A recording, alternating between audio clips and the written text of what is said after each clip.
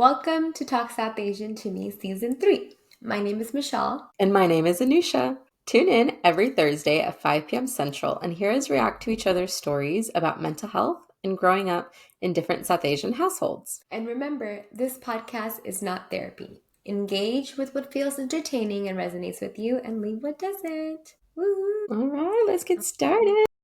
Okay, so as some of our listeners probably know from previous episodes, we're going to do a quick segment. This one, we're going to do a Q&A. All right? So, Anusha, I'm going to ask you a question and you give us your most honest answer. All Then I can answer it as well. Okay? So, for today's Q&A, the question is, what drains your self-care up and why? Oh, what drains my self-care and why? Let's thinker. Okay, let's see. It is a heavy one. The way that I'm hearing it though, like the question is being asked as in like, when do you feel your energy low that you need self-care? Right. Okay. Well, personally, as I've discovered on this podcast, doing a podcast with you, I'm an HSP, right? So highly sensitive person, which means that I get really exhausted by stimuli. So like a lot of stimuli can be quite exhausting for me. So anytime, plus I'm an introvert, of course. So anytime I have too much social interaction or not enough self-care time in between like my sessions, because, therapy can be a lot holding space for other people's stuff. So if I don't get enough time one-on-one to just like do things that I love, like read books or watch shows I enjoy or do art or exercise or whatever my self-care might be for that week, if I don't do those things, I don't have anything to pour into my friends and family. Yeah. So I guess the question says like what drains your self-care? So like what things become a barrier for you? Barriers. Yeah. Sorry, this became a two-part question. Keeping me on my toes. That's all right. I think the barrier really is just overscheduling myself then, right? Because it's the same idea. If I don't have enough time to do one-on-one self-care, then I'm really low on self-care. So the barrier is overscheduling, whether it's overcommitting to like friends or plans with family or maybe friends and family and, like a date night with my husband all on the same weekend. That is incredibly draining for me. I have a 2 out of 3 rule. It's like I will do one thing with my partner and then one thing with friends, or one thing with my partner and one thing with family. But that's it. I can't like do friends, family, and partner. Otherwise, no, I'm basically a couch potato for like the rest of the week. I like that boundary. I like it. It's a 2 out of 3 rule. 2 out of 3 rule. I like that. Yeah, that's my barrier. I think that's like the biggest barrier. I'm sure there's maybe smaller little barriers, but that's the biggest one for me. What about for you? I think for me, it's my tendency to people please and saying yes all the time. Yes, I'll do this. Yes, I'll do that. Yes, I can do that. I have time for that. And then it's overcommitting. Like, yes. And then I'm like, but I don't have time for myself. Yeah. And then I burn out. And so I think yes. something I'm working on is kind of learning to say, being okay with saying no, like telling myself it's okay to say no. And, it's okay to delay things instead, right? Like, oh, I can't do this weekend, but maybe we can do it next weekend. Right. Not everything is urgent. Yeah, it's not an all or nothing. Like you can kind of find a middle ground. Yes, I love that you said that. Yeah. So what is self-care for you? Self-care for me. Like if you could actually get one-on-one time and like make it happen, what would you do? Yeah, I think for me, this is like, I think new terminology, but couch rotting, like just sitting on the couch and doing nothing. And then I just love like cuddling up with my blanket on the couch and just watching a movie, especially nostalgic movies. I love watching like Parent Trap or like just like movies that I watched growing up and rewatching those. Yeah. I just enjoy watching movies. Cozy time. I love that. Cozy time. Yeah. And I'm getting into reading a little bit, and so I'm enjoying that as well, especially before. I was not aware of this. What? Yeah, I'm not like super regular with it, but I'm starting to appreciate it more and getting into it more, and it's one of my goals till I get into it more. Do you have a current read? Not really. I'm trying to find a genre that I really like. So if you have recommendations, let me know. Oh, I do. Yeah, we'll talk. Okay. So yeah, this is a good little segment, a little break before our next topic. A break before we do anything? Yes, before we do anything. I guess a break between our episodes, if you think about it, right? Fair enough. For the listeners who are going back to back to back. Yeah. And we appreciate if you do that. If there's any of you Michelle's that got do that. expectations. No. And this is a segment that we're doing. We're keeping it open to everybody too. So if you have any Q&As yourself, or not, I mean, you can answer this question as well. Like if you have any barriers that come in your way of self-care or what your self-care looks like. But if you have questions that you want to ask us and for us to answer on the podcast, we're happy to answer those. So send those questions our way. Yes, DM, email, Yes. email. Anything. We want to hear from you. Anything. That sounded a little creepy. Anything. Anything. All right. Are we ready to get into our topic today? Yes, let's do it. So we're on letter H, and the topic is a how-to. How to stop being so hard on yourself. Sacrificing self-sacrifice. I really like that part. Sacrifice, self-sacrifice. I love that. There you go. Oh, again, I'm trying to keep the research brief, so I'm going to highlight 2 articles that I really liked that had great information for some background. One is from Psychology Today, of course, and it's called Are You Too Hard on Yourself by John Amadio. I think I'm saying that right. And then the next one is a blog by a psychotherapist. And the title is How to Stop Being So Hard on Yourself. It's lots of some inspiration. It's the how-to part of our topic. Mm-hmm. Exactly. So I kind of wanted to give some background and start with kind of signs, right? Like because again, awareness is the first step. So what does it mean by someone being hard on themselves, right? Like what are some signs? So some examples are kind of if you make a mistake, you're replaying it over and over and over again in your mind. That's a sign that you're being hard on yourself. Another sign is unrealistic expectations for yourself, which I know we've hit in the past as well. Another sign is struggling to accept compliments or achievements. Yep. So if someone compliments you and you're just like, oh, like you compliment them back. You don't really accept it. You feel icky about compliments. Like, oh, it's too mushy, you know? Or not even mushy. I feel like a lot of people don't like believe the compliment. They're like, nah, no, it's okay. I don't like that. It's not true. Yeah. Yeah. Yeah. Or like gratitude too. Like if people have a hard time accepting gratitude, like, oh, I didn't do anything. Like instead of saying like, of course I'm happy to help or you're welcome. Like, oh, I did nothing. You know? Yeah. Another one is procrastination out of fear that you won't be good enough, right? Putting things off, any tasks off because you might be nervous that you Oh, won't be that's good good. I enough. didn't think of that. Yeah. This is a big one, feeling guilty for taking breaks, right? If you're on vacation and you're thinking about work or things you have to do when you get back, or you That was the feel first one I guilty thought of. yeah. And then this one is also a big one, harsh inner dialogue, so kind of that negative self-talk. So those are some signs, right? One of the more common ones are people practicing negative self-talk, being a self-critic, right? That's a really common one. Now let's talk about where does it come from, right? Why does this exist? You know, why do people practice these behaviors? Where was it learned, right?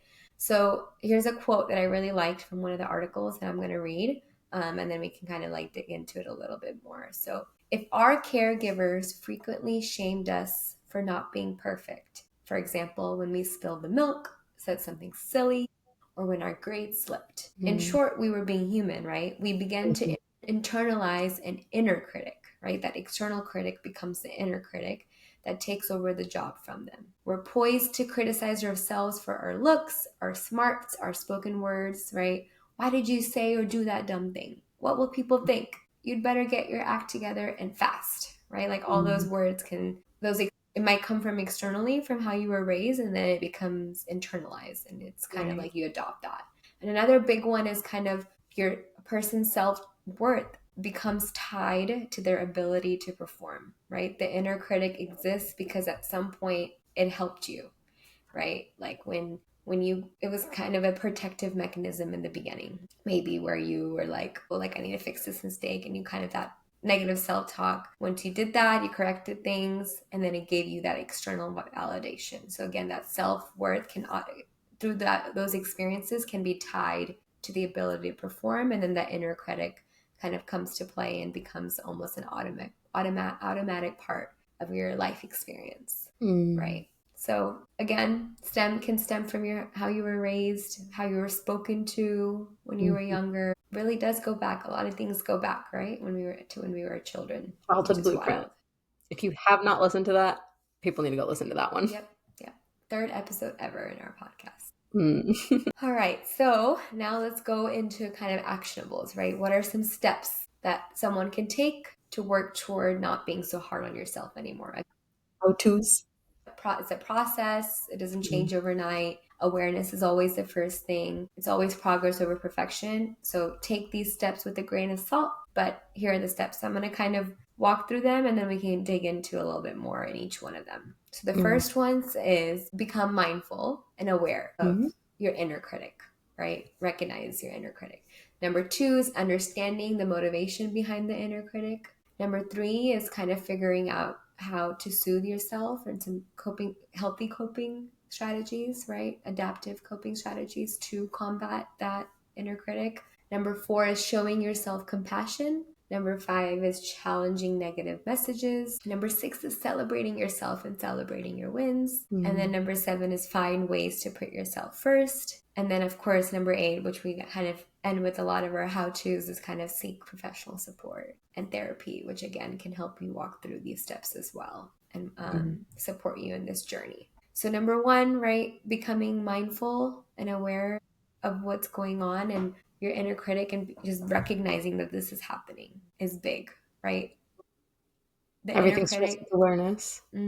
right? And this is something that it can be so well rooted in your thought process since you were young that it can become so automatic and you're not thinking twice about it. Right. You don't flag it as anything out of the normal. Yeah, I'm just trying to like get myself to be better. That's why I'm talking to myself. But like no, like negative self-talk can be harmful. Yeah. So awareness is number 1, right? Number 2 is kind of understanding the motivation behind it, right?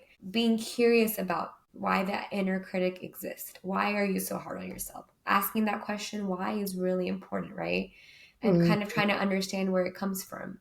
Does this inner critic have an age? Did I develop this when I was young? Oh, Right? I love that you said that. Yeah. Yes. It's from the articles and they can't give me credit to that. Inner But child work. yes. If this voice had an age, how old would it be, right? Asking yourself Mm. that. What is it afraid of?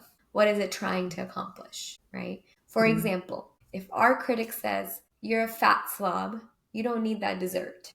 Or if you don't exercise, you will be a lazy couch potato and die young. Our Yikes. inner critic may be concerned about our health and well-being, right? Like figuring out, okay, our inner critic is trying to help ourselves. That's why it was there in the first place. But what is the reasoning behind this negative self-talk, right? How can we reframe, right? Yeah. And like maybe, I think you said this earlier too, right? Maybe it served this person at one point. Like it's not serving anymore. Right. So again, up to this point, it can be pretty heavy, right? You're like this is something I don't want to continue. Let's figure out why it exists, right? Ask questions, understand the motivation, be curious. It's also important to kind of practice self-soothing strategies to help combat that negative self-talk, like affirmations, give yourself reassurance, like I'm not a fat slob, right? Like I'm doing my best. I'm a human. I'm allowed to have a little bit of a sweet treat, right? Like in moderation, right? All those things. Yeah. Showing yourself compassion, non-judgment, right? This could take another turn. Like if you kind of use, once you become aware of the inner critic, it's important to not self-blame either. Like, oh, why am I, like, instead of saying like, why am I like this? I don't like this part of myself. Like, and showing more negative talk and self-blame, like show compassion, like, okay, this does exist, but this is not me. And I'm going to work through this, right? Showing compassion, because someone who is already deep into negative self-talk, and I'm guilty of this too, like once you become aware of it, it could even take a more spiral, and we don't want that. A shame right? spiral. Right, Which a is shame spiral. heavier, deeper, ickier. So I love this. This is from the article, but talk to yourself like you were talking to a friend. And I know we mentioned this before too, right? Like, yes, love that advice. Sometimes we Always. talk to ourselves way worse than we would talk to our loved ones, and like recognizing that. And sometimes, almost always. yeah. And then number 5, right? Reframing, challenging the negative messages. Okay. So this is a quote that I really liked. I kind of wanted to keep it the way it is. So I'm going to read it from the article. So rather than succumbing to an onslaught of negative messages, like what's wrong with you, or you'll never amount to anything, What if we initiate a friendly dialogue with our inner critic? I hear your concerns. I know you're trying to move me in a positive direction, but it's overkill. The way you're speaking to me is only shutting me down, demotivating me, and leading me to want to give up. I need you to find a more gentle, kind, and supportive way to speak to me. Let's work together on this. I'm more Mm. likely to succeed if you give me a break and trust that I'm more likely to move forward in my life if you back off a little or a Mm. lot and know that I'm doing my best and will continue to do so. I Isn't love the that sass. great? Right? But isn't that great? I love that. I And love it's the like I'm talking to sassiness of it. myself. I'm like Uber. channeling it. I love that. But like it's so true. Like your negative self-talk already exists for a lot of Yeah. people. So you're changing that narrative, right? You're talking to that negative self-talk. You're removing it. You're separating that negative self-talk from yourself. Like, we talked about inside out a lot in parts work, like you mentioned. It's like Mm. talk, negative self-talk is like one of the characters and you're just talking Yeah. to them and saying, We hey, call it the inner critic. yeah, the inner critic. Yeah. Like you need And to sit it's in this chair. valid. We need that Yeah. inner critic, but we don't need it to be spewing hate at us. Yes. And kind of setting a boundary with the inner critic. Like, hey, back off, please. Like, this is not helpful. Mm. And I know you're trying to help, right? So I'm going to Yeah. try to understand why you're trying to help, but this is not helping. Yes. Right. Exactly. Let's expand on that for a second. That, what you said, is so important, right? Like coming to it with that level of compassion and saying, like, Mm-hmm. I know you're trying to help, right? Like that's the Mm-hmm. main belief system that parts work is based on, is like all of these parts, like the inner critic. Yeah. It's there to serve a purpose and Mm-hmm. it does have positive intent, but like poor execution, right? Right. So it has positive intent. It is trying to be helpful, but in being such a mean bully, it's ending up hurting more Yeah. than helping. Yeah. Problem is sometimes when we like really work with the inner critic, it's just so like deeply rooted. Like it's so Mm-hmm. stuck in its ways that sometimes it's very resistant, quote unquote, resistant to Mm-hmm. changing. But this is where, like you said, right, that compassion is so important in saying, listen, I know you're trying to be helpful. I know it. But do you see that how maybe it's not really being helpful? Yeah. Like maybe we can work together, right? Mm-hmm. Like getting it on the same page as you and like saying, I'm on your team. Let's figure it out together. Yeah. Hopefully, if we can listen to it, understand it, you can work with this inner critic Yeah. in a more productive, compassionate way. Yeah, exactly. Kind Yeah. of like welcoming it, like its intentions, right? Like I know Yeah. you have good intentions. You're like you said, This we're on the doesn't matter. same team, but let's Yeah. change the execution. Let's change the way Yeah. we talk to ourselves. Yeah. Right. No, really. Yeah. So again, this is a process, this is a journey. So like celebrating small wins, celebrating yourself and how much you've accomplished already in life, right? Like focusing on the positives of what you've won in life and what you've done will also help kind of diminish that negative small talk. Not small talk, negative self-talk. I don't know Small why I talk. said small talk. And then finding ways to put yourself first. I know that's easier said than done, right? When you put yourself first, you're giving yourself space to kind of show yourself self-compassion Mm. and, come kind of be mindful of these things, right? This whole journey, all these steps, all of it, this whole process requires you to put yourself first, right? So thinking about that. And then, Or of at the very course, least, I don't even, no, I want to challenge that. I don't even think it's about putting yourself first, right? I think we can all have great improvements if we just treat ourselves the way we treat other people, even. yeah, Not even putting ourselves first. Like some of us will be yeah. like, no, no, no, no, I don't want to do that. You don't have to. Just treat Hmm. yourself like you treat your bestie. Yeah, it's like the opposite of the golden rule, right? Like the golden rule is what? Like treat yourself or treat others the way you want to be treated. So like treat yourself the way you treat The way you others or treat something like others. that. Opposite of the silver rule, whatever this is. The silver. Nice. I like that. And then of course, professional support is always a plus.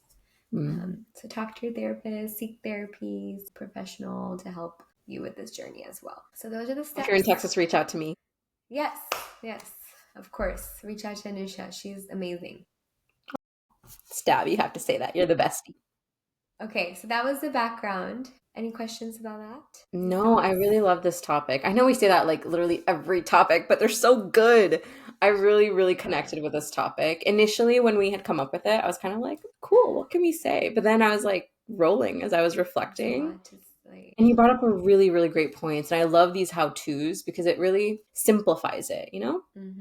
No questions. Very This is great. tangible, to the point, concise. Like, here are the steps you can take. Yeah, like We all tangible, love a little exactly. how-to, right? Yeah. Yeah, we really do. We love our how-tos. So to kind of bring in kind of the sacrificing, self-sacrifice, I kind of tied in it with that with the South Asian community. So it was really funny when I typed in like sacrificing self-sacrifice or the sacrifice, like just Mhm. that term, like sacrificing self-sacrifice or South Asian community and self-sacrifice or guilt, right? All those things. It was Mhm. like human sacrifice coming up. Like I was like, oh my gosh, Yikes. what is this? Just like, like research about different cultures, not just South Asian communities, just Uh, about like human sacrifice. I think that's like in a probably, religious context. yeah. Oh my. I mean, it wasn't just South Asian. It was just like, there's some cultures and traditions out there, Hmm. or there's probably research out there too, right? That I didn't really dig into because I was like, that's not what I'm looking for. I think slash hope this is more older time Yeah, I think systems so and too. customs, I hope. Yeah, yeah. Yeah. I mean, it could be also a lot of like conspiracy theory articles and things like that too. Yeah. Interesting. I didn't dig into it though. Just wanted to give a heads up about that. So don't So, Google that. yeah, yeah. But I did find a good article about self compassion because I think when a person shows self compassion, they're sacrificing self sacrifice in a way, right? Like you're showing Hmm. yourself self compassion instead of others in Interesting that take. moment. Yeah. So I found this really great article by a psychotherapist. Her name is South Asian psychotherapist. Her name is Reina Wadhawan.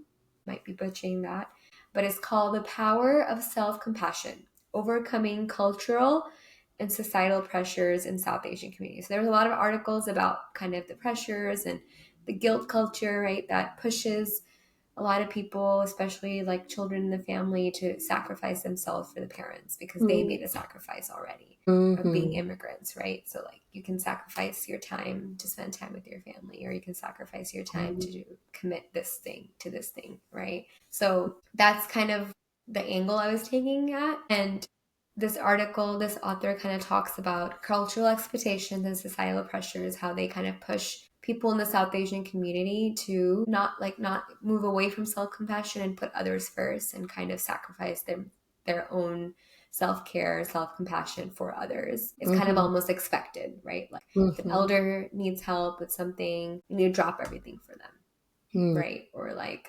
it's a norm, it's accepted, there's a societal pressure around it too. It's as a society, it's kind of expected, it's Or guilt and normalized. shame Mm-hmm. to make people fall into line and continue Mm-hmm. that expectation. Mm-hmm. And when a person like falls into those expectations and those pressures and aligns with them, right? Like when you're expected to drop everything for others when they're in need of you, whether Mm. even if that's dropping like your own doctor's appointment, you know what I mean? Like when that happens, you receive a lot of people receive that external validation, and that Mm-hmm. kind of fuels the cycle because that's Yeah. the only time South Asians, it's common that that's the only time they're getting validation, that external validation, that Recognition, praise, appreciation. Yeah. right? Some Is kind of when a. you're going above and beyond, you're sacrificing your own self-care, your own time for others. But, it's also on the receiver's end, part of the norm to be like, no, no, not at all. Happy Mm-hmm. to. Mm-hmm. Mm-hmm. Yeah. So I think I really liked the author's article, how she kind of talked about how would the community change or the person change if they practice self-compassion. So if you Mm. stop sacrificing self-sacrifice, right, what would that look for you? So the first thing the author says that you will overcome the sense of not being good enough, which is, yes, I love Mm. that, right? Like when you show yourself self-compassion, right? You let go of the self-sacrifice or, extra self-sacrifice or, extreme self-sacrifice. You overcome that sense of not being good enough. You let go of the Eventually. shame when seeking help, right? Mm. Because then you're like, okay, I need help too. I can't just always be helping Mm. others, but I need help too. And there's no shame behind that. You can improve emotional regulation and inner strength, which is good, right? when a person is kind of going above and beyond, dropping their own needs, they can burn out. And that can lead to emotional dysregulation. Mm. And so you can improve that by practicing self-compassion. And then, of course, this is a big one, breaking intergenerational trauma, because this is definitely intergenerational, these expectations. Yeah. I love that. That was a So good. I know I took a little different angle, but I think like being hard on yourself kind of aligns with refusing to show self-compassion. And so it's kind of like the opposite sides of the. I think you really hit the nail on the head. Totally. Yeah. Yeah. Thanks. You used different words, but it was literally that. That is the experience. Yeah. Yeah. Okay. Thanks. Appreciate it. You were like, needed the validation. I know. External validation still over here. You can tell, as you can tell.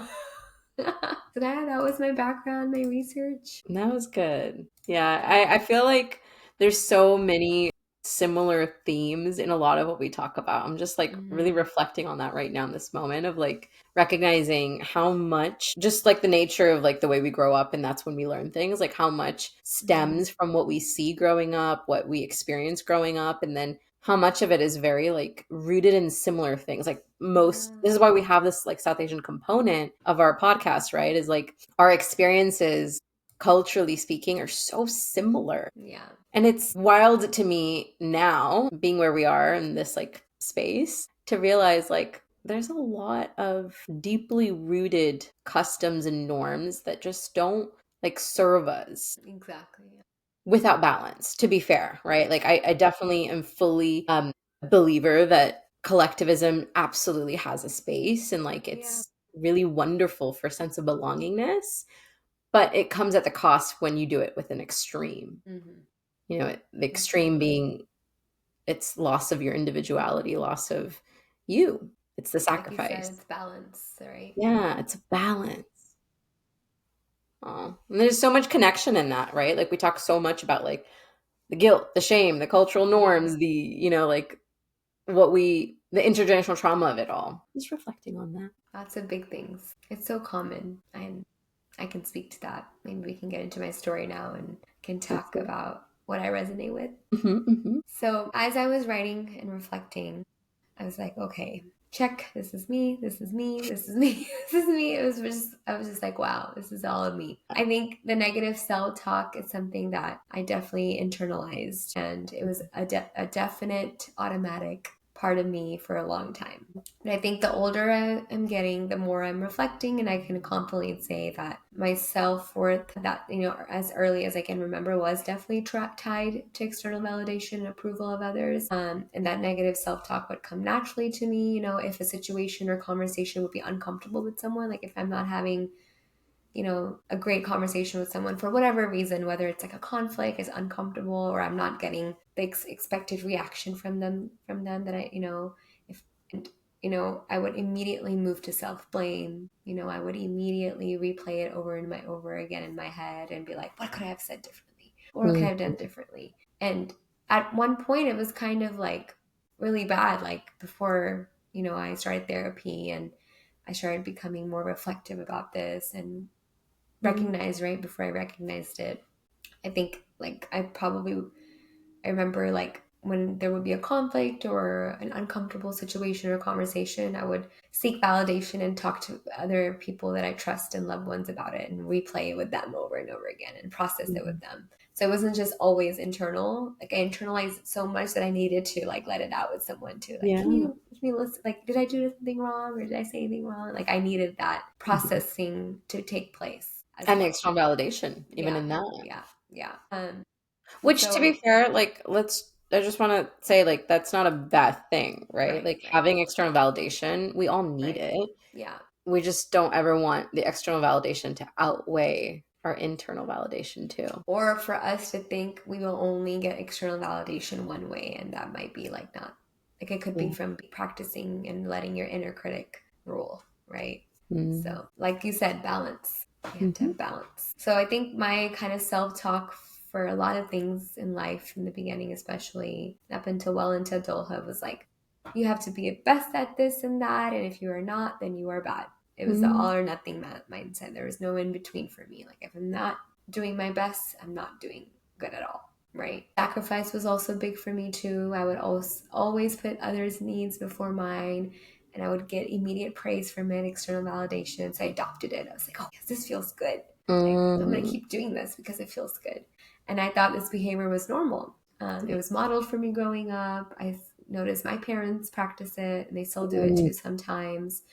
It wasn't until I started therapy I realized that this is not normal, right? Sure. It's important to be kind to myself, okay, to take care of my needs as well. My journey also followed these steps of trying to understand why the extensive self-sacrifice and negative self-talk existed. And Mm. after some reflection, I learned that my brain was in survival mode. Like the reason why this inner critic existed and ruled most of the time was because it was protecting, me Mm. from maybe like receiving that disapproval from other people. Like if I'm being my worst Yeah. critic, then I won't be heard by others criticizing Mm. me. Yeah. So I feel like that's another reason why that inner critic also existed, was it was trying to protect me from kind of being afraid of what I guess the opposite of validation, like conflict or like, not pleasing other Disappointment. people. Disappointment. There you go. Thanks for helping me with my words today. It's the end of the day. I feel that energy. I straight up blanked out with a client today, twice. That's all good. It happens to the best of us. So I think throughout my therapy process, I worked on breaking that narrative down, and if I became hard on myself, right, and sacrifice my needs, I'm Mm. trying to like understand like why that exists, right? And then telling myself and practicing self-compassion, giving myself affirmations and telling myself that it's okay if I make a mistake, Mm. right? Taking pauses when I start experiencing negative self-talk, right? Instead of kind of adopting it right away, like, yeah, I did a bad, like, I made a mistake and that was not okay. Like, taking a pause and be like, oh, like, it's okay. You made a mistake. Like, we're human. We make Yeah. mistakes. We're You are allowed to a make mistakes. amazing, amazing friend. Let me just Thanks. say, Michelle is literally the ultimate friend ever. Okay. I literally think she's a gem. And if you turned even a tenth of that energy inwards, like, girl, game changer. It is You have no idea actually. how sweet you are and That's like so what a sweet. cheerleader you are to people. Thank you. Thank you. I appreciate it. It So means a lot. It means a I lot. wish you were your best friend too. You deserve that. I know. I'm working towards it. Thank you. It Yes. means You a lot, those kind words. I appreciate it. I mean it. She's amazing. Love And she's you. my bestie. She's Love not you. your bestie. She's Love my you. bestie. Love you so much. But it's so crazy that like this is so recent in my life. Like what I'm talking about, like shifting this narrative, like talking Mm. to myself. Like just the other day, probably like a few days ago, I made a mistake at work. And oh my gosh, work is also tied to my self-worth, my self-image, and like it's so Mm. important for me to be perfect at work, right? And the old Michelle would be like, "Oh my gosh, like what is gonna happen? What am I gonna do? Blah blah blah. How can I fix this?" And like I was just like, I'm a human. I make mistakes and that's okay. Okay. Right? Like we're going to move on and that's Nice. okay. And if something comes up from this mistake, I will handle it and I can handle it. Yes. Right? The So, resilience. High five. I love that for you. thanks. Yes. And I don't know, maybe you can tell me how you feel about this, but I feel like this positive self-talk that I've been trying to do with myself has also influenced my conversations with loved ones too. Like Mm. I'm starting to like naturally just practice that same positive talk with others. Like, oh, like it's just a mistake. Like it's okay. Like you're Mm. allowed to make mistakes or, you're allowed to say no to help with that, right? Like, Yeah. like helping others also understand that they're allowed to put themselves first and providing that kind of reassurance in conversations and support. And so I'm becoming more aware of it at least. Like, oh, I'm doing this with others as well. Like I'm Mm. practicing the same positive self-talk that I do with myself with others. So I like to say it's becoming infectious. I love that. The best kind of infection. Yes, there you go. So yeah, work in progress and moving in the Mm. right direction. I love that. I actually do see that, I mean, I feel like way, way back when we were like high schoolers, perhaps, Mm-hmm. I feel like when we would like talk about certain things, right? Or like when I observed you with like friends and stuff, I feel like your go-to was your inner critic would come out maybe, and then like you wouldn't be harsh. There was no criticism, but you would say, "Oh no, like that happened." Like you would start off that way, and then you'd immediately switch and be like, "You know what? It's okay. Like it's Mm-hmm. fine." And like you'd be compassionate, right? So I see what you mean, like why you're so aware of it now. Because I was like, why do you think it's sudden? Like you've always been amazing. But then Yeah. I see what you mean, like your first instinct and then your second instinct kicks in. Whereas now Mhm. it sounds like you're immediately there, like, no, it's okay. Yeah. I love that for you. It's shifting that narrative, like you're unlearning all of You're that really and believing shifting it, it. you're Yeah. feeling it, not just knowing Yeah. it. Yeah. Yeah. How Baby exciting steps. to witness. I'm so proud of you. Thank you. I'm proud of you too. I love that. Yes. Pat on the back. Good job, Michelle. Yeah, I'm see you can tell I'm doing better with accepting compliments. I love that for you. You deserve that. Yes. Thank you.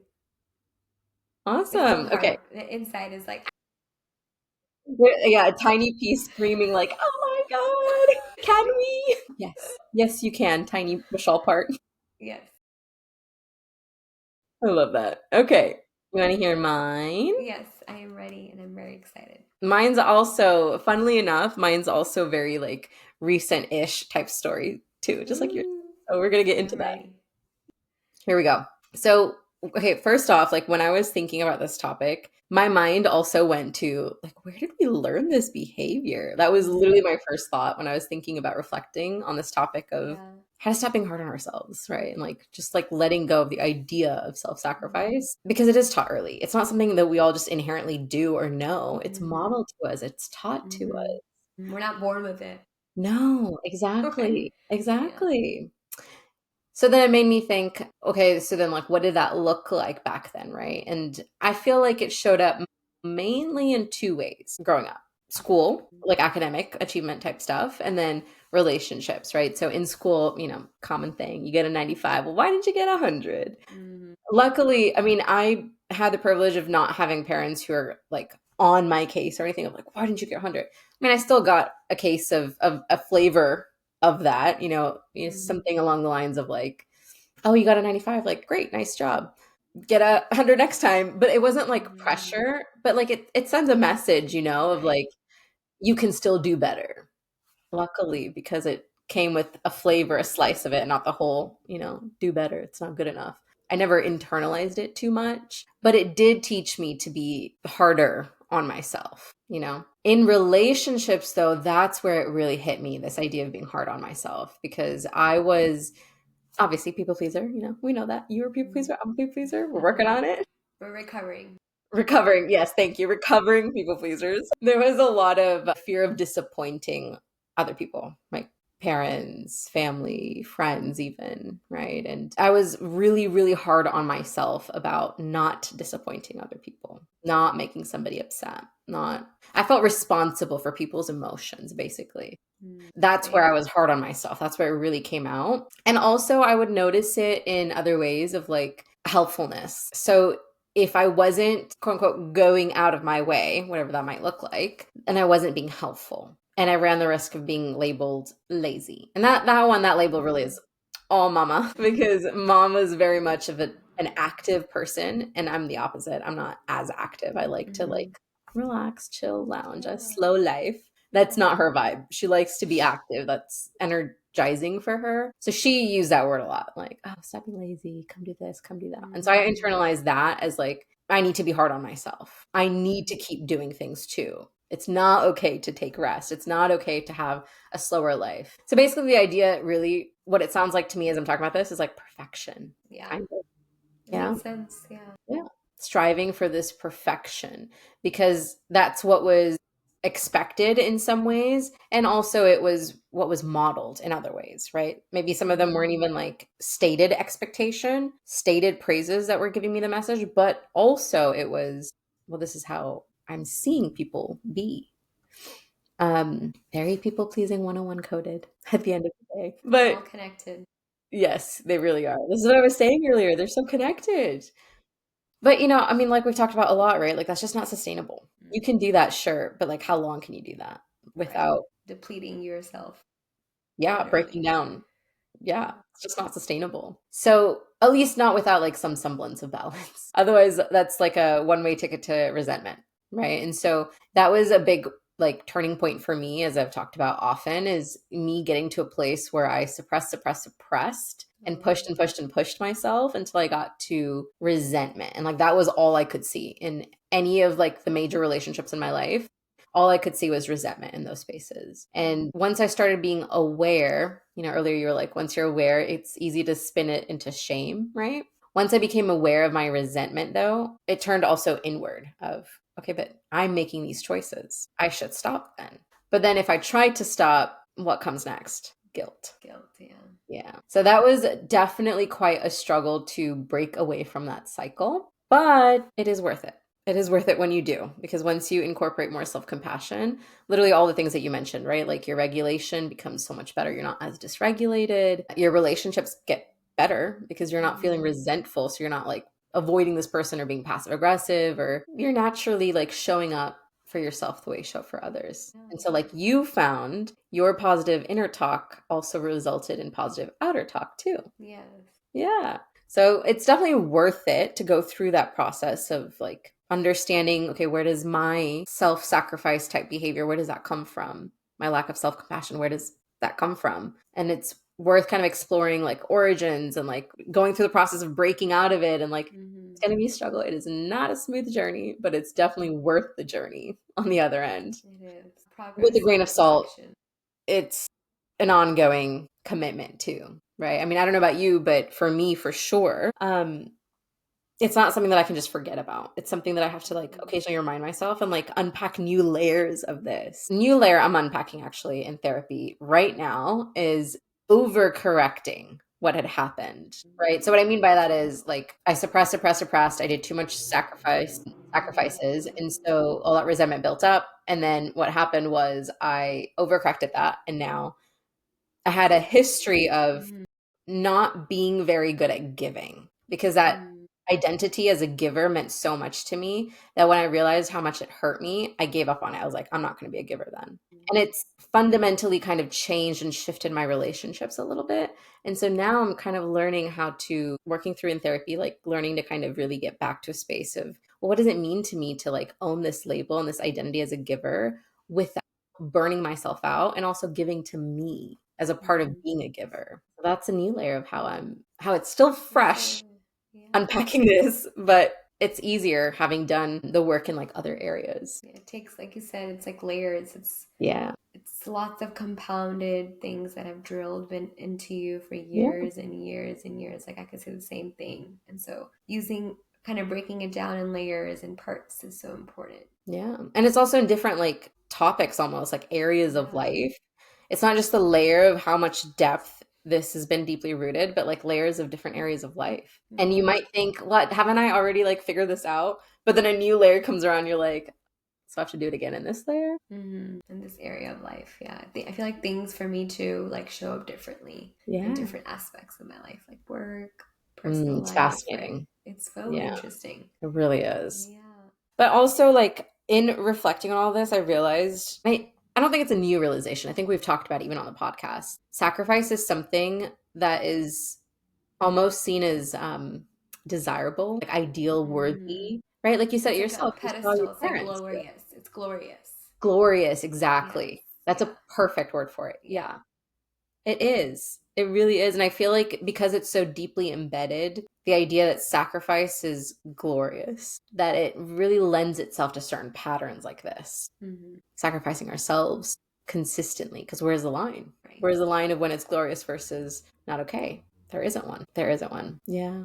But here's to hoping that we all get to ask ourselves, does it feel worth it to us genuinely? And I think a big part of that, as I was reflecting on this topic, is recognizing, like, let's actually break it down. So the way that I tell clients what sacrifice is when we talk about these topics is a sacrifice. Well, let's talk about compromise first. A compromise is like a range of things that you're okay with. Right. There's like the ideal perfect, and then there's a range that falls out of that ideal perfect that you could compromise. Like you're okay. Yeah. You're totally fine.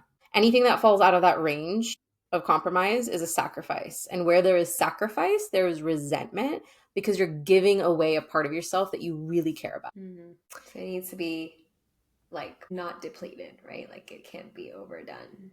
Right. You can compromise on a lot of things. Hmm. And those compromises sometimes, a lot of people don't understand the difference between compromise and sacrifice because we see anything that's not what we want as a sacrifice. And like, Right. it's really important to recognize it's not all or nothing in that way. There's a range of things that fall within what we would be comfortable and okay with, what we can live with. That's a compromise. That is not a sacrifice. Anything Good outside of that point. is a sacrifice. And you Yeah. know it's a sacrifice because that is something you will actually resent. I like that Right. distinction.